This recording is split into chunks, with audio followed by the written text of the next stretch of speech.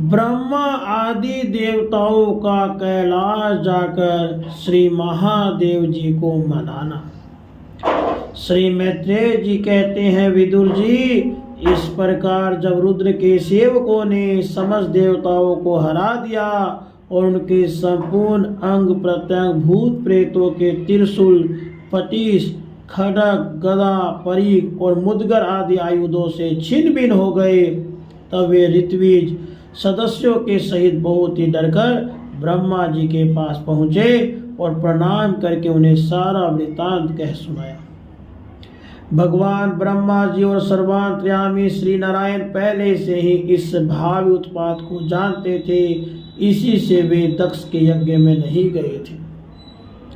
अब देवताओं के मुख से वहां की सारी बातें सुनकर उन्होंने कहा, देवताओं, परम समर्थ तेजस्वी पुरुष से कोई दोष भी बन जाए तो भी उसके बदले में अपराध करने वाले मनुष्यों का भला नहीं हो सकता।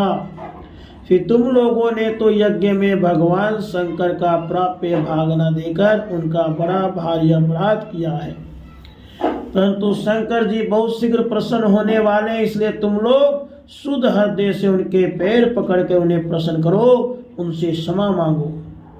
दक्ष के दुर्वचन रूपी बाणों से उनका हृदय तो पहले से ही बिंद रहा था, उस पर उनकी प्रिया सती जी का वियोग हो गया।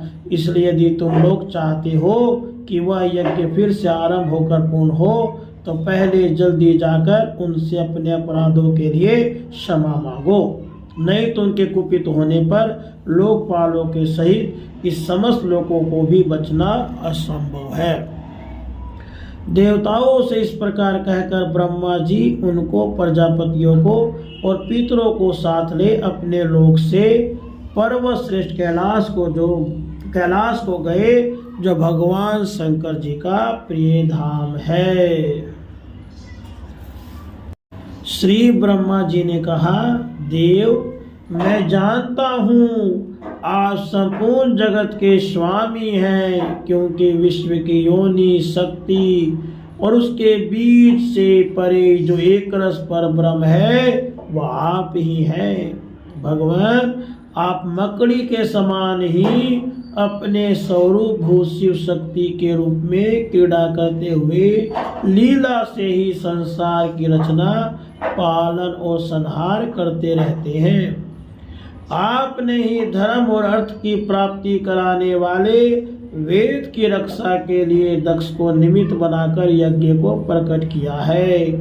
आपकी बांधी हुई ये वर्णाश्रम की मर्यादाएं हैं, जिनका नियमनिष्ठ ब्राह्मण श्रद्धा पूर्वक पालन करते हैं। भगवान, आप सबके मूल हैं, आप ही संपूर्ण यज्ञों को पूर्ण करने वाले हैं। यज्ञ भाग पाने का भी आपको पूरा अधिकार है। फिर भी इस दक्ष यज्ञ के बुद्धिहीन याजकों ने आपको यज्ञ भाग नहीं दिया, इसी से यह आपके द्वारा विध्वस्त हुआ।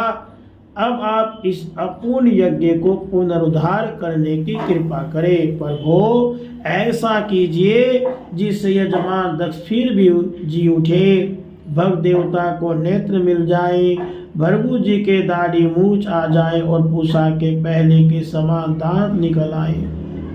रुद्रदेव अस्त्र शस्त्र और पत्थरों की बौछार से जिन देवताओं और ऋत्विजों के अंग प्रत्यंग घायल हो गए हैं, आपकी कृपा से वे फिर ठीक हो जाएं। यज्ञ संपूर्ण होने पर जो कुछ शेष रहे वह सब आपका भाग होगा। यज्ञ विध्वंसक, आज यह यज्ञ आपके ही भाग से पूर्ण हो। राधे।